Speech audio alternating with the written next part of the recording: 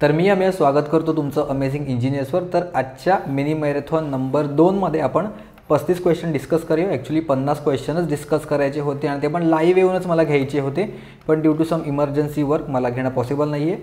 त्यामुळे जास्त time waste न करता जेवढे काही क्वेश्चन आहेत ते आपण डिस्कस करायला स्टार्ट करूया। तर पहिला क्वेश्चन आहे, the opposition to the creation of magnetic flux is, चुंबकीय प्रवाहाच्या निर्मितीला विरोध करते त्याला काय म्हणतात? परमिएबिलिटी, रिलक्टन्स, मॅग्नेटिक इंटेन्सिटी की परमिटिव्हिटी।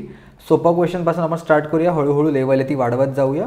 तर जसं इलेक्ट्रिक सर्किटमध्ये रेजिस्टन्स असतं तसं मॅग्नेटिक सर्किटमध्ये असतो रिलक्टन्स। रेजिस्टन्स आहे तो opposition to the flow of current असतो, ह्याला तो अपोज करतो, आणि जो रिलक्टन्स असतो तो मॅग्नेटिक फ्लक्सला अपोज करतो मॅग्नेटिक सर्किटमध्ये।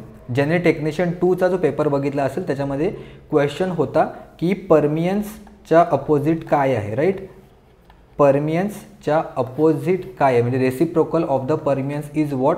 तर त्याचं उत्तर येईल रिलक्टन्स। परमियन्स काय असतो? फ्लक्सला अलाउ करतो, आणि रिलक्टन्स मॅग्नेटिक फ्लक्सला तो अपोज करतो। त्याच गोष्टी फक्त इथे आपण डेफिनेशनमध्ये लिहिलेल्या आहे, तर डेफिनेशनसुद्धा करून जा, ठीक आहे? पुढचा प्रश्न आहे, the substation of the battery, the function of the battery in a substation is to provide dash. Okay, हे तुम्हाला तर विचार करून द्यावे लागतील उत्तर। पहिला क्वेश्चन सोपा होता, दुसरा क्वेश्चन अजिबात सोपा नाही आहे। ज्यांना माहिती असेल तेच उत्तर देऊ शकतात। सबस्टेशनमध्ये आपण जे बॅटरी वापरतो त्या बॅटरीचं ॲक्च्युअल फंक्शन काय आहे? व्होल्टेज रेग्युलेट करणे, इमर्जन्सी लाईट प्रोव्हाइड करणे, पॉवर टू द सर्किट की मीटर कंडक्टन्स, म्हणजे मीटरची चालकता। ओके, तर बॅटरी आपण यूज करतो सबस्टेशनमध्ये। दोन त्याची कामं असतात, मोस्टली 48 वोल्टचा बॅटरी सेट असतो आणि दुसरा असतो 220 वोल्टचा बॅटरी सेट। ओके, जो 48 वोल्टचा बॅटरी असतो त्याचा सप्लाय जातो मोस्टली PLCCला, आणि जो 220 वोल्टचा जो सप्लाय असतो तो आपला जातो CBच्या जी आपली कॉईल असते, ट्रिप कॉईल असते, क्लोजिंग कॉईल असते, किंवा रिलेला सप्लाय प्रोव्हाइड करण्यासाठी आपण 220 वोल्ट तो प्रोव्हाइड करतो। ओके, मोस्टली CBच्या कॉईलसाठी वगैरे आपण यूज करतो, रिलेला AC सप्लाय वगैरे प्रोव्हाइड करतो, DC सप्लाय वगैरे जातो, डिपेंड करतो कुठल्या टाईपचा रिले आहे ते। पण सर्किट ब्रेकरचा जो कॉईल आहे त्याच्यासाठी आपण बॅटरी सेट आहे त्याचा फायदा होतो। ओके, तर ऑप्शन इथे 3 आहे, option number C, power to the close circuit, हे इथे याचं करेक्ट उत्तर येईल। पुढचा क्वेश्चन आहे, how can eddy current loss be prevented? Eddy current loss आपण कशाच्या हेल्पने कमी करू शकतो? ऑप्शन्स आहेत, by using the materials with the high permeability, by using the high flux density material, by reducing the frequency की by the thin lamination. तर ट्रान्सफॉर्मरच्या केसमध्ये किंवा कुठलाही आपण मोस्टली जो मोटरचा पण असेल स्टॅम्पिंग वगैरे ज्याला आपण यूज करतो, रोटरमध्ये सुद्धा, किंवा ट्रान्सफॉर्मरचा जो कोर आहे त्याच्यामध्ये सुद्धा आपण असे पातळ पातळ थिन असे लॅमिनेशन्स शीट असतात, ते आपण एकत्र जॉईंट करून कंबाईन करून एक आपण लॅमिनेटेड कोर बनवतो। त्याच्यामुळे जो आपला एडी करंट लॉस आहे तो कमी होतो। पुढचा क्वेश्चन आहे, acceptor impurities form D type, P type, N type की C टाईप? तो 2 टाईपच्या इम्प्युरिटीज असतात, एक P टाईप असतो आणि दुसरा असतो N टाईप। P टाईपमध्ये कोणाला बोलतो? ज्याच्यामध्ये नंबर ऑफ होल्स आहेत ते जास्त असतात, आणि N टाईपमध्ये नंबर ऑफ इलेक्ट्रॉन्स आहेत जे जास्त असतात। इलेक्ट्रॉन्स निगेटिव्हली चार्ज असतात म्हणून त्याला N शब्दाने दर्शवतो, आणि जे होल्स आहेत त्याला आपण पॉझिटिव्ह कन्सिडर करतो म्हणून ते आपण P ने दर्शवतो। म्हणजे जिकडे होल्स जास्त आहेत तिकडे पॉझिटिव्ह, जिकडे इलेक्ट्रॉन्स जास्त आहेत तिकडे निगेटिव्ह। तर एक्सेप्टर इम्प्युरिटीज, एक्सेप्टर याचा अर्थ आहे की तो इलेक्ट्रॉन्सला एक्सेप्ट करतो। जे होल्स असतात, जे बकेट असतं त्याच्यामध्ये इलेक्ट्रॉन्स येऊन बसतात, म्हणजे एक्सेप्ट करणाऱ्यांची संख्या जिथे जास्त आहे, म्हणजे काय, होल्स जिकडे जास्त असले हे एक्सेप्ट करणार आहेत, आणि इलेक्ट्रॉन्स आहेत हे डोनेट करणारे, हे स्वतः जातात किंवा हे आपण डोनेट करतो माझ्याकडे जास्त असतील तर। तर एक्सेप्ट करणारे होल्स आणि डोनेट करणारे, डोनर इम्प्युरिटी असेल तर इलेक्ट्रॉन्स जास्त, आणि एक्सेप्टर इम्प्युरिटीज असेल म्हणजे होल्स जास्त, म्हणजे तो P टाईप आहे असं आपण म्हणू शकतो। त्यामुळे ऑप्शन 2 आहे तो इकडे करेक्ट उत्तर येईल। हे बघा, P टाईप सेमीकंडक्टरच्या बाबतीत आणि N टाईप सेमीकंडक्टरच्या बाबतीत लिहिलेला आहे इथे। An acceptor is a dopant atom that when added to a semiconductor can form a P type region. म्हणजे होल्स जर मी ॲड केले किंवा एक्सेप्टर हा शब्द त्याला वापरतोय तर तो P टाईप बनतो, आणि जर डोनर इम्प्युरिटी असेल तर तो N टाईप रिजनमध्ये मोडला जातो। ठीक आहे, क्लिअर आहे इथपर्यंत? जाऊया पुढच्या प्रश्नाकडे। A hydraulic turbine of low head uses Banki turbine, Francis turbine, Pelton wheel की कॅपलान टर्बाईन? तर hydraulic turbine with low head त्याने दिलेलं आहे। तर कुठल्या टर्बाईनमध्ये लो हेड आपण यूज करतो ह्याचा टेबल मी इथे प्रोव्हाइड केलेला आहे। हेड, हाय, मीडियम, लो आणि स्पेसिफिक स्पीड लो, मीडियम आणि हाय. तर ह्याला लक्षात करण्यासाठी ट्रिक आहे जी स्पेसिफिक स्पीडवरून बनवलेली आहे. सगळ्यात पहिला येतो पेल्टन व्हील, त्यानंतर येतो फ्रान्सिस आणि त्यानंतर येतो कॅप्लन टर्बाइन. प्रोपेलरवर जास्त विचारलं जात नाही, मोस्टली पेल्टन, फ्रान्सिस आणि कॅप्लनवरच क्वेश्चन बऱ्याचदा विचारला गेलेला जातो. तो लो, मीडियम, हाय या ह्याच्यामध्येच आहे. त्याच्यामध्ये मी ट्रिक लक्षात ठेवलेली PFK म्हणजे पॉवर फॅक्टर करेक्शन. जर मला ह्या ट्रिकने लक्षात ठेवलं तर इझिली लक्षात राहील की पहिलं कोण येतं, दुसरं कोण येतं, तिसरं कोण येतं. तर पहिला येतो पेल्टन व्हील, त्यानंतर फ्रान्सिस आणि त्यानंतर कॅप्लन. हे कशावरून डिवाइड केलं आहे मी, तर स्पीडवरून. ज्याचा स्पीड कमी तो स्टार्टिंगला, ज्याचा स्पीड हाय तो लास्टला. आणि ह्याच्या एक्झॅक्ट अपोजिट असतात हेड. लोसाठी इथे येईल हाय आणि जिकडे हाय आहे तिकडे येतं इथे लो. आणि मीडियमला तर नॉर्मली मीडियमच राहणार. तर त्यांनी आपल्याला काय विचारले, आता ह्या अकॉर्डिंग स्पीड जास्त आहे तर लो हेड कोणाचा असेल ज्याचा स्पीड जास्त आहे तो. ओके, म्हणजे स्पेसिफिक स्पीड ज्याचा लो आहे त्याचा हेड हाय असणार आणि ज्याचा हेड हाय स्पीड हाय आहे त्याचा हेड लो असणार. इथे त्यांनी काय विचारले, लो हेड विचारलं आहे. लो हेड म्हणजे PFK म्हणजे कॅप्लन टर्बाइन. इथे याचं करेक्ट उत्तर येईल ऑप्शन डी. ठीक आहे, या उत्तराने लक्षात ठेवू शकता. सोबतच त्याचा फ्लो कसा असतो, एनर्जी कशी असते या गोष्टी पण लक्षात ठेवू शकता हवं तर. आणि स्पीड वगैरे पण ह्या चार्टमध्ये त्यांनी दिलेलं आहे. पुढचा question, if the period of the sine wave is half millisecond what will be its frequency. तर सगळ्यात पर्यंत आपल्याला मिली, मायक्रो, मेगा, गिगा काय आहे हे आपण ऑलरेडी डिस्कस केलेलं आहे लेक्चरमध्ये आधीच्या. तर मिली म्हणजे 10⁻³ किंवा 1/1000 असं आपण दर्शवतो. ओके, तर हाफ मिलीसेकंड म्हणजे किती येतं, जो टाईम आहे इकडे टाईम टी आहे तो 0.5 × 10⁻³ सेकंड्स आहे असं मी दर्शवतो. आणि त्यानंतर फ्रिक्वेन्सी विचारले. फ्रिक्वेन्सीचा फॉर्म्युला माहिती आहे मला, F = 1/T म्हणजे 1/टाईम पिरियड. So 1/0.5 × 10⁻³ okay. जर छेदामध्ये 10⁻³ असेल तर त्याला आपण वरती अंशात घेऊ शकतो आणि जर मायनस असेल तर त्याला आपण प्लस आहे असं लिहू शकतो. म्हणजे 1/0.5 गुणिले 10⁻³ असं मी लिहू शकतो. आणि 1/अर्धा म्हणजे 1/1/2 ह्याला असं पण मी लिहू शकतो. तर हे पण मी सांगितलेलं की जर छेदाच्या पण छेदामध्ये जो आकडा असेल त्याला आपण वरती घेऊ शकतो.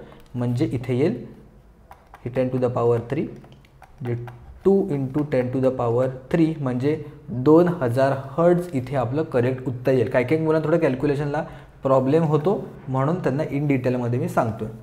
ओके, ह्या गोष्टी इथे टाईप फॉर्मॅटमध्ये लिहिलेल्या आहेत. जाऊया पुढे. When a three phase motor is in no motion what will be the value of its slip. जेव्हा ती कुठल्या मोशनमध्ये नसते तेव्हा त्याचं स्लीप काय असेल हे बघा. हा सिमिलर टाईपचा क्वेश्चन नो लोड रिलेटेड त्यांनी विचारला गेला होता टेक्निशियन 2ला. मी ऑलरेडी ही PDF बनवून ठेवलेली तर पेपर व्हायच्या आधी, फक्त शूट करायचं फक्त बाकी होतं. तर ठीक आहे, म्हणजे सिमिलर टाईपचा क्वेश्चन आहे तो डिस्कस झाला असता आपल्या ह्याच्यामध्ये. स्लीप काय आहे, NS = NS - NR/NS. No motion आहे स्पीडचा म्हणजे ही व्हॅल्यू होईल 0, त्यामुळे Sची व्हॅल्यू होईल 1. हे पण आपण लास्ट लेक्चरमध्ये डिस्कस केलेलं आहे. बरेच मुलं नव्याने बघतात म्हणून काही जे इम्पॉर्टंट क्वेश्चन्स आहेत आणि जे इम्पॉर्टंट टॉपिक आहे ते पण आपण कव्हर करतो. पुढचा प्रश्न आहे, ट्रान्सफॉर्मरमधील बकोल्स रिलेचे कार्य डॅशच्या विरुद्ध संरक्षण प्रदान करणे आहे. Function of the Buchholz relay in a transformer is to provide protection against dash. कशाच्या against, external fault, lightning fault, dielectric break की इंटरनल फॉल्ट. तर इंटरनल फॉल्टमुळे आपल्या त्याच्यामध्ये हीट प्रोड्यूस होऊ शकते. हीट प्रोड्यूस झाल्यानंतर बबल्स फॉर्मेशन होतात. त्या बबल्स फॉर्मेशन झाल्यामुळे ते वरती जातात टुवर्ड्स द बकोल्स आणि त्यामुळे बकोल्स तो ऑपरेट करतो. तर त्यामुळे इंटरनल फॉल्ट म्हणजे जेवढ्या ह्याच्यामध्ये ऑइल आहे त्याच्यामध्येच पहिली गोष्ट म्हणजे आपण वापरू शकतो. ड्राय टाईप ट्रान्सफॉर्मरमध्ये आपल्याला वापरता येत नाही. आणि जिकडे सपोज ही वाइंडिंग आहे तर आणि इथपर्यंतच फक्त तेल असेल ओके, तर इकड्या पार्टमध्ये जर फॉल्ट झाला तेलात बुडलेल्या तरच आपण तो सेन्स करू शकतो. तेलात न बुडलेला जो पार्ट आहे तिकडे जर फॉल्ट झाला तर आपण त्याला सेन्स करू शकत नाही. A isolation transformer contains 1:2 turns ratio, 2:1, 0 turn की 1:1 टर्न रेशो. तो आयसोलेशन जो ट्रान्सफॉर्मर असतो त्याचा रेशो असतो 1:1. मग आता ज्यांना माहिती नाही ते म्हणतील की मग फायदा काय, जर ट्रान्सफॉर्मर स्टेप अप किंवा स्टेप डाऊनच्या हेल्पने आपण एकतर व्होल्टेज कमी करतो किंवा जास्त करतो. 1:1 ठेवल्या म्हणजे जर इथे 50 वोल्ट असेल तर सेकंडरी साईडला पण 50 वोल्टच मिळणार. मग ट्रान्सफॉर्मर वापरण्याचा अर्थ काय? जर इकडे पण सेम व्होल्टेज इकडे पण सेम व्होल्टेज आहे तर मग कशाला नाही आपण एवढं वाचवायचं? तर त्याचं कारण आहे की जर प्रायमरी साईडला कुठला जर सपोज फॉल्ट आला किंवा जर काय जर्क झाला किंवा इथे जो सप्लाय आहे त्याला कुठून मागून सप्लाय प्रोव्हाइड झाला असेल जनरेशनपासून वगैरे, तिकडे जर काही कमी जास्त झालं तर तो सेकंडरी साईडला जिथे लोड कनेक्टेड आहे त्याला इफेक्ट करू नये डायरेक्टली. बिकॉज ट्रान्सफॉर्मरच्या केसमध्ये काय आहे, तो जर करंट फ्लो असेल तो फ्लक्स जनरेट होतात आणि ते सेकंडरी साईडला ते रिफ्लेक्ट होतात, बरोबर. त्यामुळे डायरेक्टली जो करंट आहे तो पास होणार नाही. पण हे जर मी सर्किट असंच कनेक्ट केलं असतं विदाऊट ट्रान्सफॉर्मर तर इकडे करंटमध्ये जर काय प्रॉब्लेम झाला तर तो डायरेक्टली लोडला इफेक्ट करू शकतो. पण इकडे काय होईल, जास्तीत जास्त फ्लक्स व्हेरिएशन, फ्लक्स अचानक वाढतील किंवा कमी होतील. पण ट्रान्सफॉर्मर काय करतो, आपला कॉन्स्टंट फ्लक्स डिव्हाइस आहे तो फ्लक्स कॉन्स्टंट करायचा प्रयत्न करेल, जेणेकरून इकडचा जो लोडमध्ये जाणारा जो करंट आहे तो जास्त फ्लक्च्युएट होणार नाही आणि लोडला डॅमेज करणार नाही. ठीक आहे. पुढचा प्रश्न आहे, which of the following is not an hydro electric station. तर असं डायरेक्टली तुम्हाला स्टॅटिक किंवा जी के रिलेटेड सुद्धा क्वेश्चन येऊ शकतो, तर त्यामुळे त्याचीसुद्धा प्रॅक्टिस करून घ्या. तर इथे कुठला आहे ऑप्शन, तर तारापूर हा हायड्रो इलेक्ट्रिक पॉवर स्टेशन नाही. कुठला पॉवर स्टेशन आहे कमेंटमध्ये मला तुम्ही सांगाल. तारापूरचा जो पॉवर प्लांट आहे तो. ओके. पुढचा प्रश्न आहे, which of the following is use as a reference for a voltage source. खालीलपैकी दिलेल्या ऑप्शनपैकी व्होल्टेज सोर्ससारखा आपण कोणाला रेफरन्स म्हणून कन्सिडर करू शकतो? ओपॅम्पला, झेनर डायोडला, जंक्शन डायोडला की ट्रान्झिस्टरला. ओके. व्हिडिओ पॉज करून नेहमी चेक करा तुमचं उत्तर करेक्ट येतं आहे की नाही ते. तर ह्याचं करेक्ट उत्तर आहे झेनर डायोड. बिकॉज झेनरला आपण एका व्होल्टेज रेग्युलेटरसारखा सुद्धा यूज करतो.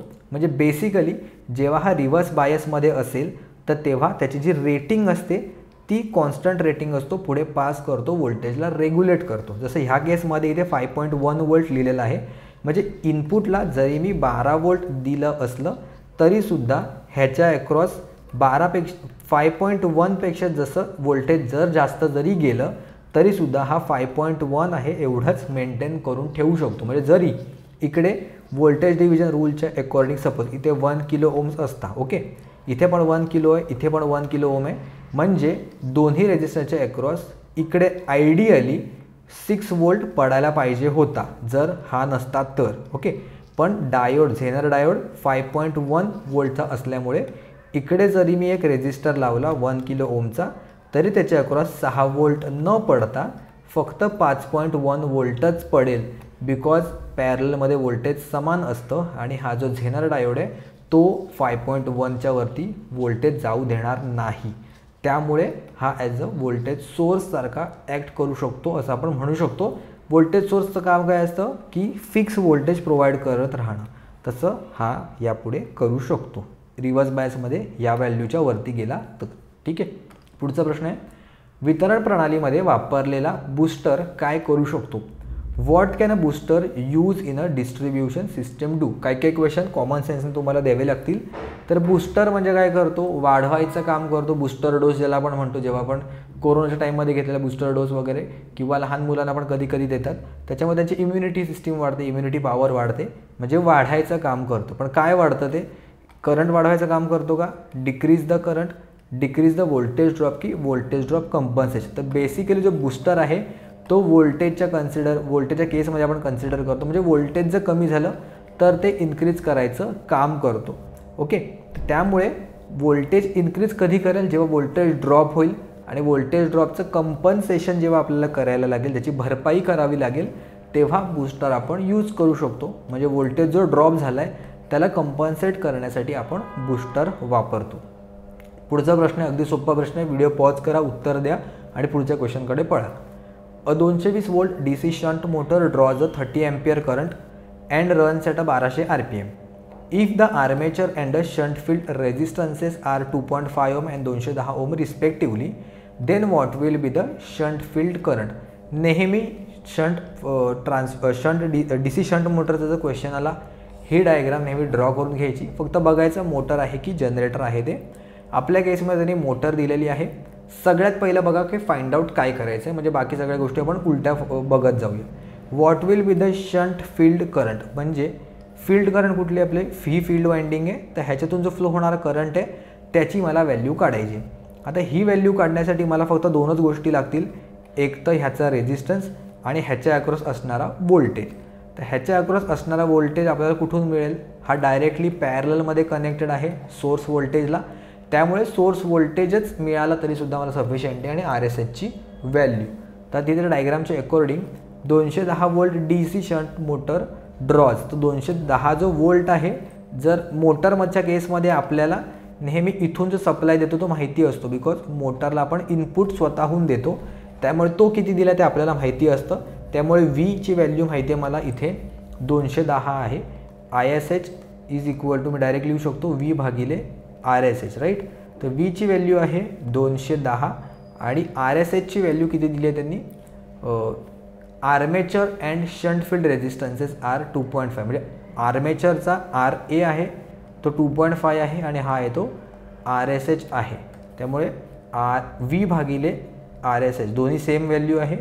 सो करंट एम्पियरमध्ये येईल 1 एम्पियर, इथे करेक्ट उत्तर येईल. ओके, जे मुलं पहिल्यांदाच आले असेल चॅनलवर, अशा टाईपचे क्वेश्चन आणि इम्पॉर्टंट सगळे थेअरी कवर केलेली आहेत आपण. जे इम्पॉर्टंट टॉपिक्स आहेत ते चॅनलवर गेलात तर तुम्हाला असिस्टंट टेक्निशियन, महाट्रान्सकोच, क्रॅश कोर्स किंवा प्लेलिस्ट अशी तुम्हाला दिसून येईल. डेफिनेटली चेकआउट करा. आणि रिसेंट झालेले पेपर पण आपण त्याच्यात डिस्कस केलेले आहेत. पुढचा क्वेश्चन आहे, बॅटरीमध्ये इलेक्ट्रोमोटिव्ह फोर्स 12.8 वोल्ट आणि करंट 3.2 एम्पियर असेल तर 5 मिनिटात बॅटरी किती कूलम्स नष्ट करेल किंवा तो किती डिसिपेट करेल. ओके, टेक्निशियन 2च्या पेपरला एनर्जी रिलेटेड आलेला, इथे त्यांनी कूलमच्या रिलेटेड विचारलेला आहे. त्याच्यासाठी आपल्याला फॉर्म्युला आहेत ते बाय हार्ट असले पाहिजेत. तर करंटचा जो फॉर्म्युला आहे, जो BMC JEEच्या मी फर्स्ट लेक्चरमध्ये घेतलेला आहे, I इज इक्वल टू काय असतो, DQ भागिले DT हा फॉर्म्युला असतो. म्हणजे इन शॉर्ट करंटला आपण चार्ज भागिले टाईम ह्याच्या बाबतीत पण लिहू शकतो. त्यांनी कूलम्समध्ये विचारलेलं आहे. तर कूलम्स म्हणजे काय असतो, तर चार्ज हे आपल्याला सगळ्यात पहिल्यांदा माहिती पाहिजे. जर हीच गोष्ट माहिती नसेल, कोणाचं युनिट कूलम बसतं हेच माहिती नसेल तर सगळ्याच गोष्टी संपल्या. त्यामुळे युनिटवाला लेक्चरसुद्धा एकदा बघून घ्या. तर Q इज इक्वल टू येईल मग करंट गुणिले टाईम. फक्त करंट किती दिलेलं आहे त्यांनी, 3.2 एम्पियर आणि त्यानंतर टाईम किती दिलेला आहे, 5 मिनटं दिलेलं आहे. तर नेहमी लक्षात ठेवायचा टाईम असतो तो सेकंड्समध्ये असतो. ओके, तर 5 मिनिट, 1 मिनिट म्हणजे किती असतं, 60 सेकंड.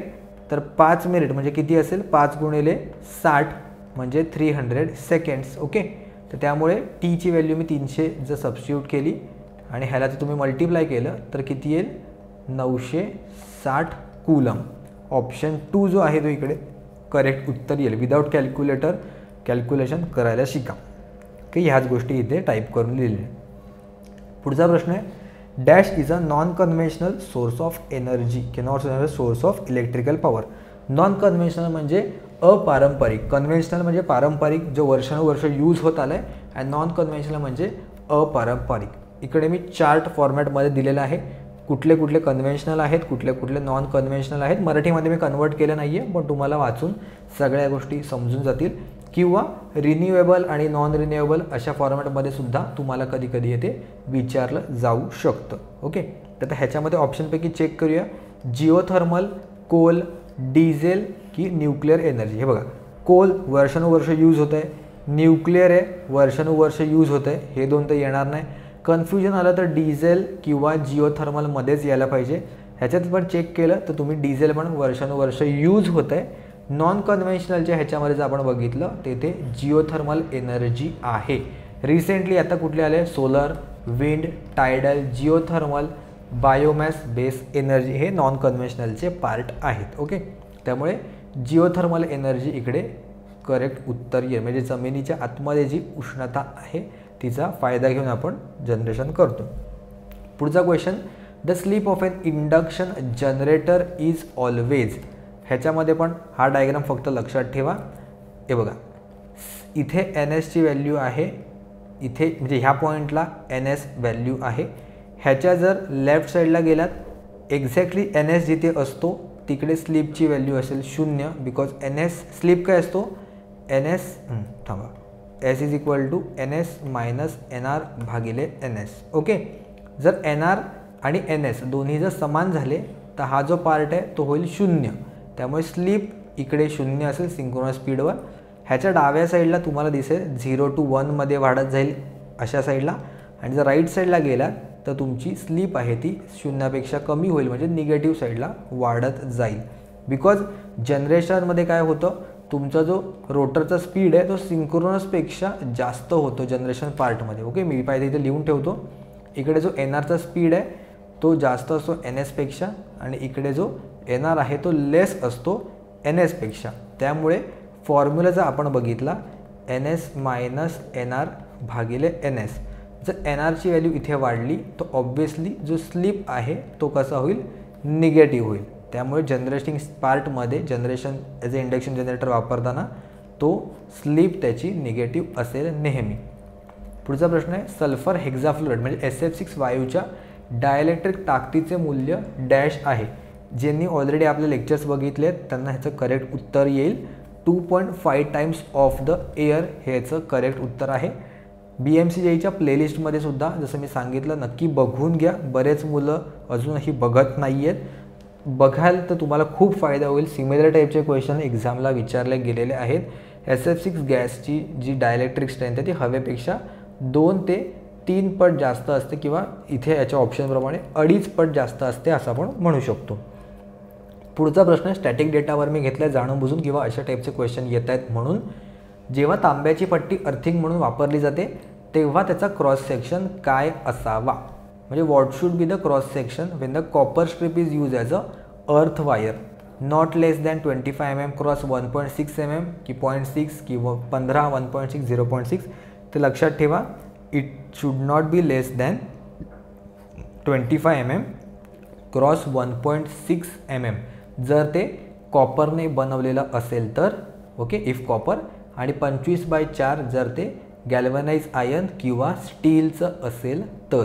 कॉपरच्या पट्ट्या अशा प्रकारे आपल्याला काहीतरी दिसून येऊ शकतात अर्थिंगच्या केसमध्ये. फिक्स डेटावर क्वेश्चन येतात, डेफिनेटली लिहून ठेवा तुमच्या याच्यामध्ये. पुढचा प्रश्न आहे, खालीलपैकी कोणता पीक लोड पॉवर प्लांट आहे. ओके, 2 टाईपचे पॉवर प्लांट असतात, एक असतो बेस लोड पॉवर प्लांट आणि दुसरा असतो पीक लोड पॉवर प्लांट. ओके, इथे लिहून ठेवतो. एक असतो बेस लोडवाला आणि दुसरा असतो पीक लोडवाला. बेस लोड म्हणजे काय असतं, मेजर जो तुमचा सप्लाय असतो जो नेहमी चालू राहतो तो या बेसवरून जातो.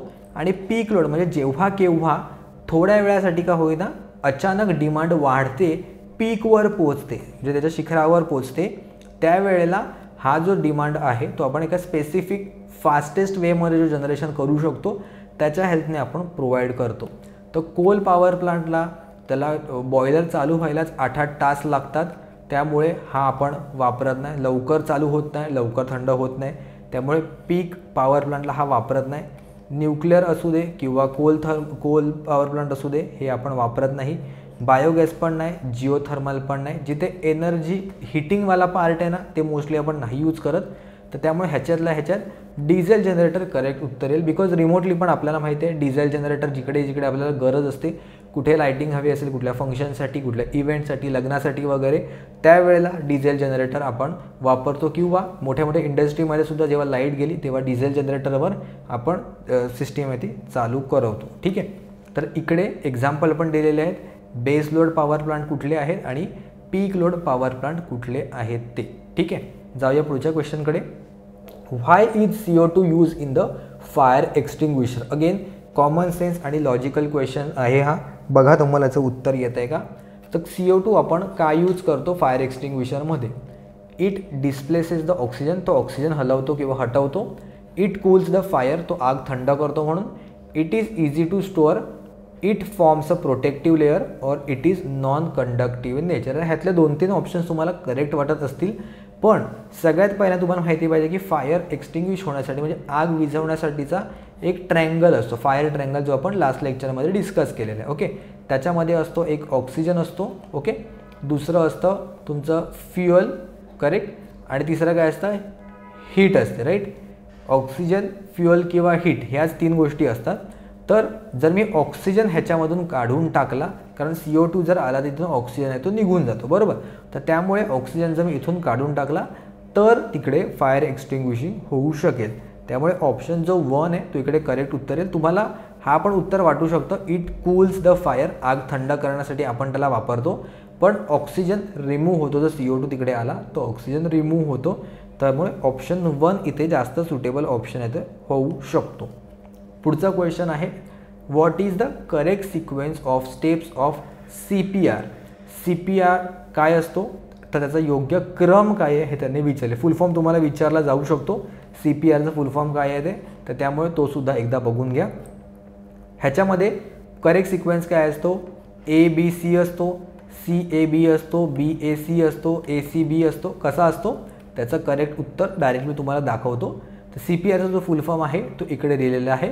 कार्डिओपुल्मनरी रेसिसिटेशन हा त्याचा फुल फॉर्म आहे, कार्डिओपुल्मनरी रेसिसिटेशन. आणि हा फुल फॉर्म तर विचारला जाऊ शकतो. प्लस लक्षात ठेवण्यासाठी कॅब हा शॉर्ट फॉर्म दिलेला आहे. सगळ्यात पहिले कंप्रेशन, त्यानंतर एअरवे आणि त्यानंतर ब्रीदिंग. CAB या फॉर्मॅटमध्ये तुम्हाला लक्षात ठेवायचं आहे. त्यामुळे ऑप्शन जो 2 आहे तो इकडे करेक्ट येऊ शकतो. ठीक आहे, व्हिडिओचं मी तुम्हाला सांगत नाही, मला माहिती आहे तुम्ही स्वतःहूनच लाईक करून टाकाल. त्यामुळे जाऊया आपण पुढच्या क्वेश्चनकडे. क्वेश्चन 22 आहे, दिलेल्या आकृतीमध्ये जो जनरेटरचा प्रकार दिला आहे तो ओळखा. फक्त डायग्रामवरून तुम्हाला ओळखायचं आहे कुठल्या टाईपचं जनरेटर आहे. Long shunt, short shunt, separately excited की सिरीज जनरेटर. ओके, तर 2 टाईपचे कंपाऊंड जनरेटर असतात. एक असतो शॉर्ट शंट आणि एक असतो लॉंग शंट. शंटचा अर्थ असतो पॅरललमध्ये. ओके, तर ही जी शंट वाइंडिंग किंवा जी फील्ड वाइंडिंग आहे ती पॅरललमध्ये लागते.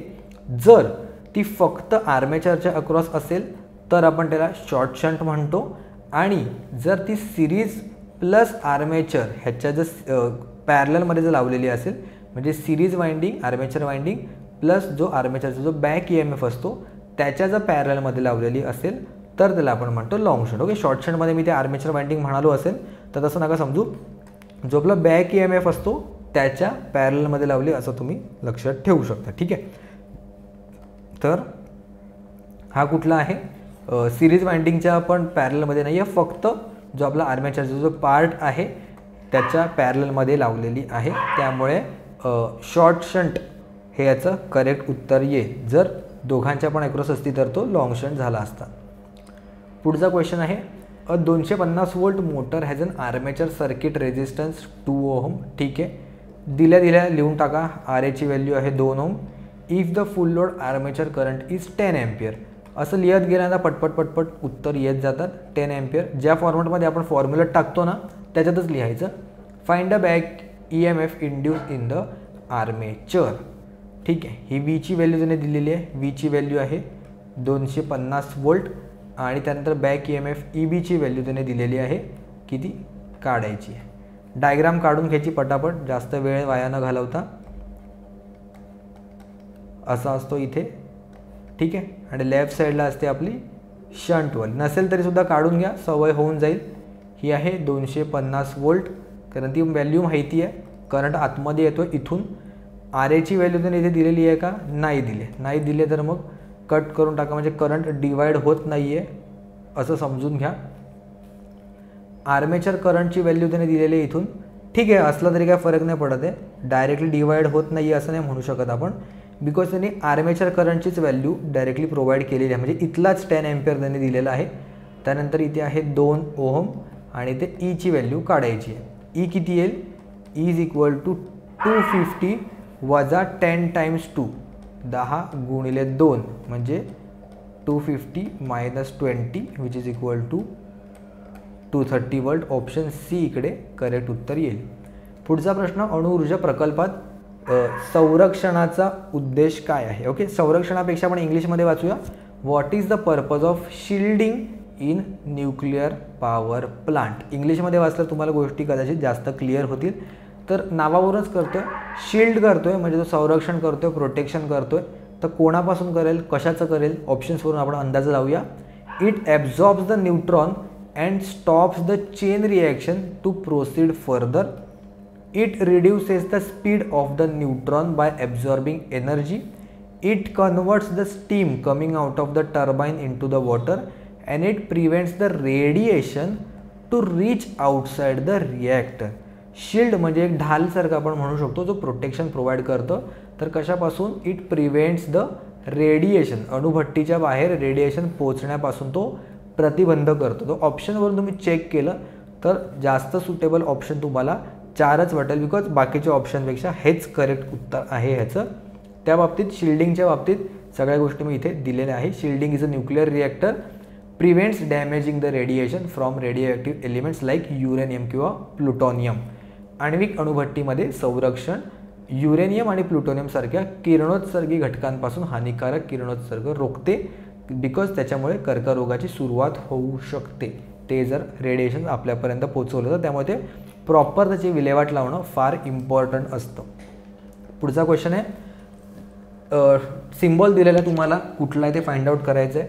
सोपा क्वेश्चन आहे, जे नवीन नवीन स्टुडंट प्रिपेअर करतात त्यांना पण ह्याचं उत्तर येऊन जाईल. काय आहे हा? व्हॅरेक्टर आहे, LED आहे, फोटो डायोड की ब्लॉकिंग डायोड? तर हा आहे LED, light emitting diode. Because arrow आहेत ते बाहेरच्या डिरेक्शनने जातात, म्हणजे लाईट बाहेर येते, आणि जर लाईट आत येत असेल तर असतो फोटो डायोड, जो आपण आय गेस लास्ट मॅरेथॉनमध्ये कव्हर केलेला आहे. असेच इम्पॉर्टंट क्वेश्चन आपण आपल्या टेस्ट सिरीजमध्ये सुद्धा कव्हर केलेले आहेत. सध्या ऑफर चालली आहे 20%. ज्यांना हवं आहे डेफिनेटली घ्या, म्हणजे एक्झामच्या आधी तुम्हाला अंदाज येईल की कसा टाईम ड्युरेशन वापरला पाहिजे. 25 टेस्ट आहेत. आत्ता जरी घेतला तरीसुद्धा तुमचा फायदा होऊ शकतो, नाही अशातली गोष्ट नाही आहे. तुम्ही व्हिडिओ बघेपर्यंत कदाचित वेळ झालेला असेल, पण घेऊ शकता जर हवं असेल तर. दोन्ही लँग्वेजमध्ये मिळतील आणि सगळ्या एक्झामसाठी आपण यूज करू शकतो. ठीक आहे. IBPS पॅटर्ननुसारच आहेत क्वेश्चन आणि बऱ्याच मुलांना चांगला फायदा झालेला आहे. पुढचा क्वेश्चन पॉज करून एकदा बघा, वाचा, उत्तर काय आहे ते बघा. ब्लोअर आणि सेंट्रिफ्युगल पंप यांच्यासारख्या उपकरणांमध्ये साधारणपणे कोणत्या प्रकारच्या मोटर्स बसवल्या जातात? Split phase induction motor, universal motor, shaded pole induction motor की सिंक्रोनस मोटर? तर ब्लोअर आणि सेंट्रिफ्युगल पंपसाठी आपण single phase split phase induction motor आहे ती यूज करतो. त्याचे काही जे ॲप्लिकेशन्स आहेत ते मी ते कवर केलेले आहेत. सिंगल फेज इंडक्शन मोटरवर मी डेडिकेटेड थेअरी व्हिडिओसुद्धा बनवलेली आहे आणि MCQ व्हिडिओसुद्धा ह्याच्यानंतर बनवली आहे लेक्चर 19B मध्ये. ठीक आहे, तर ती पण एकदा बघून घ्या, कदाचित त्याच्यावर डायरेक्टली क्वेश्चन्स आहेत ते विचारले जाऊ शकतात. पुढचा प्रश्न आहे, which type of insulator is mostly use in high voltage transmission line? Pin type, suspension type, strain shackle की पोस्ट टाईप इन्सुलेटर? तर हाय व्होल्टेजसाठी आपण सस्पेन्शन टाईप इन्सुलेटर आहे ते यूज करतो, बिकॉज ह्याच्यामध्ये नंबर ऑफ जे डिस्क असतात ते आपल्याला इन्क्रीज करता येतात.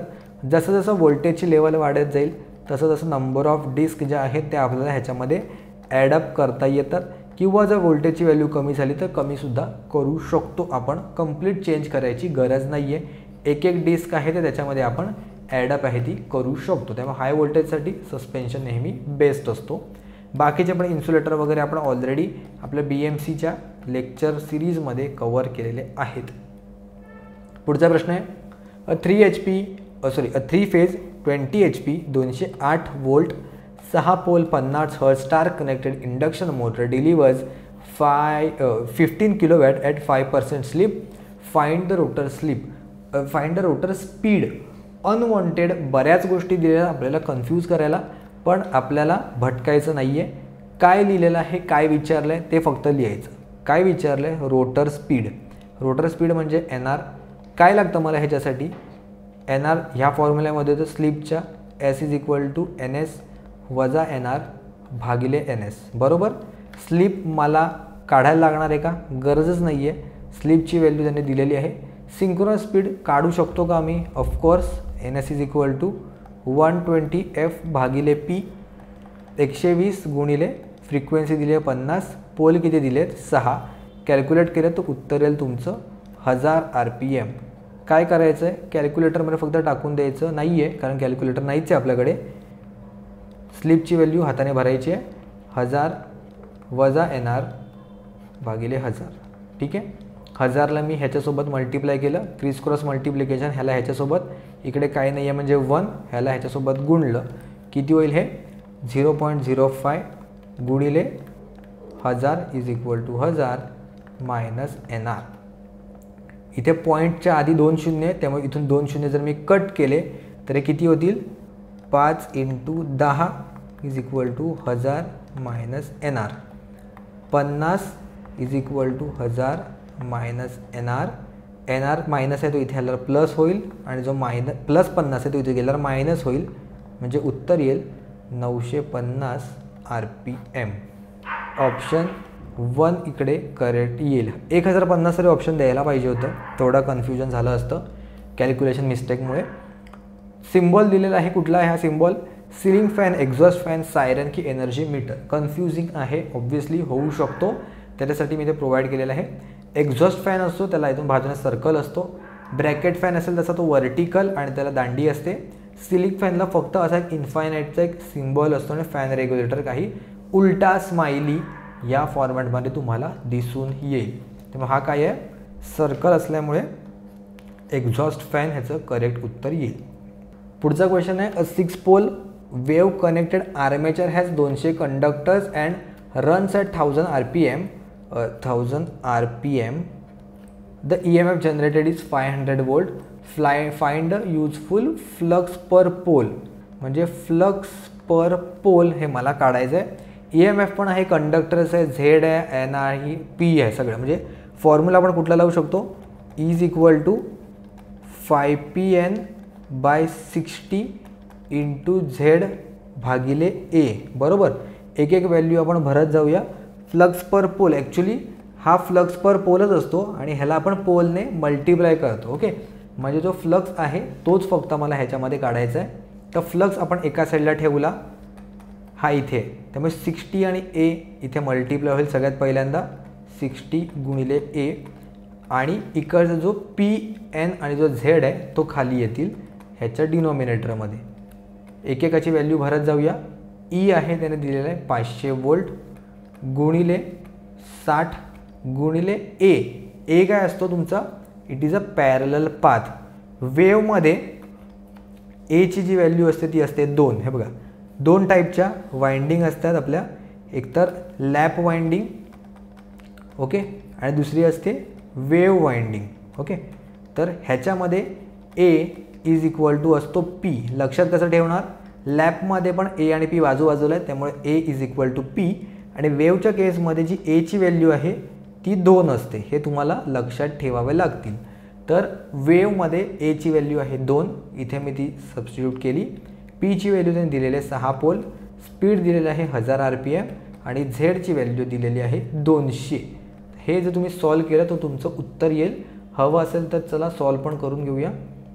501 आणि इथे झाले दुप्पट, ह्याला हे कॅन्सल, 10 1010 गेला, म्हणजे किती आलं? 1/20, 1/20 म्हणजे किती होतं? नाही येत तर वरती 5ने गुणा, खाली 5ने गुणा, म्हणजे किती होईल हा? 5/100 म्हणजे 0.05 वेबर करेक्ट उत्तर येईल. ठीक आहे. विदाऊट कॅल्क्युलेटर नेहमी जो छेद आहे त्याला 10च्या पटीने, 100च्या पटीने, 1000च्या पटीने मल्टिप्लाय करायचा प्रयत्न करा, म्हणजे जे पॉईंट आहेत तेवढंच फक्त आपल्याला इथे शिफ्ट करावे लागतील. पुढचा प्रश्न आहे, घरच्या वायरिंगसाठी स्विचबोर्डची मजल्यापासून म्हणजे फ्लोअरपासून, ओके, फ्लोअर जो आहे म्हणजे जमिनीपासून, जमिनीवर घराचा जो आपला फ्लोअर आहे तो. So what should be the minimum height of the switchboard from floor for house wiring? 2.5 metre, 1.5 metre, 2 metre की 1 मीटर? तर ह्याचं करेक्ट उत्तर आहे 1.5 मीटर, जे आपण ऑलरेडी इलेक्ट्रिकल वायरिंगच्या लेक्चरमध्ये घेतलेलं आहे. नसेल बघितलं तर बघून घ्या BMCच्या प्लेलिस्टमध्ये. पुढचा प्रश्न आहे, a stepper motor has a step angle of 3 degree. Determine the number of steps required for the shaft to make 20 revolution. एक स्टेपर मोटर आहे, नसेल माहिती, सगळ्यात सोपी मोटर आहे स्टेपर मोटर. स्टेपर मोटर आहे ना, ती कंटिन्युअसली अशी स्मूथ नाही फिरत, ती स्टेप्समध्ये फिरते, म्हणजे अशी ब्रेक ब्रेक ब्रेक ब्रेक अशा अँगलमध्ये ती नेहमी फिरत जाते. ठीक आहे. त्याने काय सांगितलं आहे, ती 20 रिव्होल्यूशन्स करते आहे, तर त्याचे नंबर ऑफ स्टेप्स किती असेल? म्हणजे सपोज 1 2 3 4 सर्कल कंप्लीट करायला त्याला 4 वेळा फिरावं लागतं. म्हणजे इथून ती आधीपर्यंत एवढी फिरेल, दुसऱ्या याच्यामध्ये इथून इथे येईल, तिसऱ्या याच्यामध्ये इथून इथे, चौथ्या याच्यामध्ये इथून इथे. ओके. जर स्टेपची व्हॅल्यू छोटी अजून केली तर अशी अशी अशी छोट्या छोट्या स्टेप्स घेत ती तिचा जो सर्कल आहे तो हळूहळू कंप्लीट करत जाईल. तर एक जो त्याचा स्टेप आहे ना या दोघांमधला जो फरक आहे तो 3 डिग्रीज आहे असं त्यांनी सांगितलं. तर असे त्याला किती राऊंड करायला लागेल, 20 रिव्होल्यूशनमध्ये किती स्टेप्स त्याला कंप्लीट करावे लागतील. सपोज एक रिव्होल्यूशन कंप्लीट करायला किती अँगल कंप्लीट करावे लागतात, तर टोटल 360 डिग्री वेळा त्याला कंप्लीट सर्कल मारायला लागतो. जर एका अँगलमध्ये तो फक्त 3 डिग्री कवर करतोय, पुढच्या अँगलमध्ये तो पुढचे 3 डिग्री कवर करेल, तिसऱ्या अँगलमध्ये तो तिसऱ्या स्टेपमध्ये step number 1, step number 2, step number 3, step number 4 असं करत करत तो कंप्लीट 360 डिग्री कवर करायला त्याला किती वेळ लागेल, तर 360 डिग्री त्याला कवर करायला प्रत्येक स्टेप जर माझा 3 डिग्रीचा असेल तर किती होईल, 360 भागिले 3 म्हणजे 120 स्टेप्स त्याला घ्याव्या लागतील. म्हणजे एक रिव्होल्यूशन कंप्लीट करायला त्याला 120 स्टेप लागत आहेत. तर अशा 20 रिव्होल्यूशन करायला त्याला किती स्टेप्स लागतील, सोपं आहे, 20 गुणिले 120 which is equal to 2400 steps त्याला लागतील टोटल 20 चक्कर मारायला.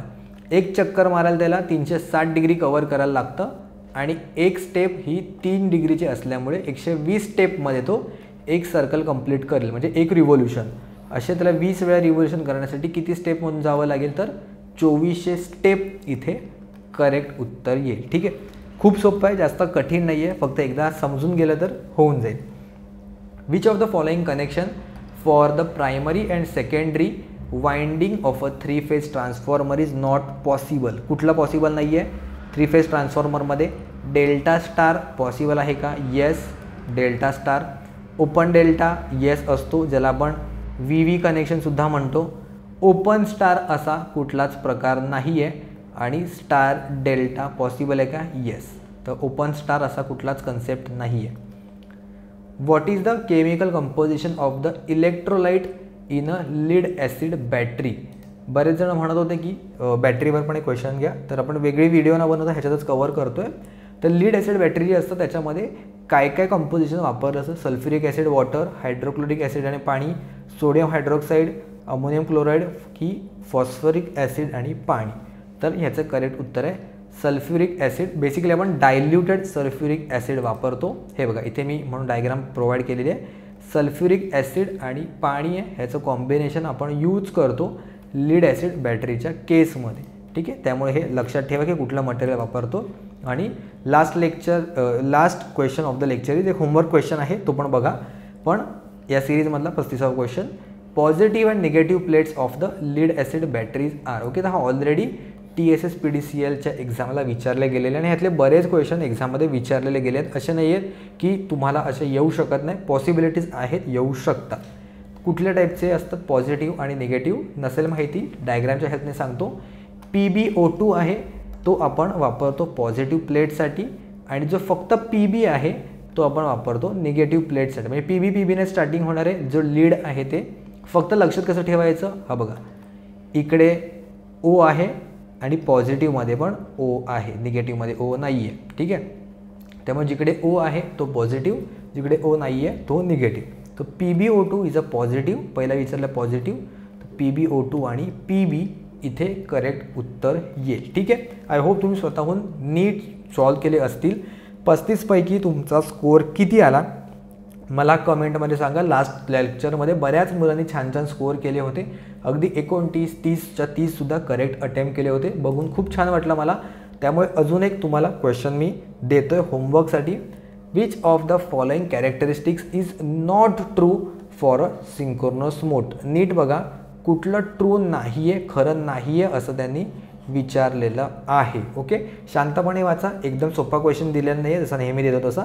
यावेळेला थोडासा विचार करायला लावणारा क्वेश्चन आहे. तुम्हाला सगळ्या गोष्टी सिंक्रोनस मोटरच्या माहिती पाहिजे. ठीक आहे, जायच्या आधी तुमचा स्कोअर किती आहे ते मला सांगून जा आणि या लेक्चरच्या नोट्स वगैरे जसं मी फ्री होईल तसं मी अपलोड करेन आपल्या ॲप्लिकेशनवर, अमेझिंग इंजिनियर्सवर.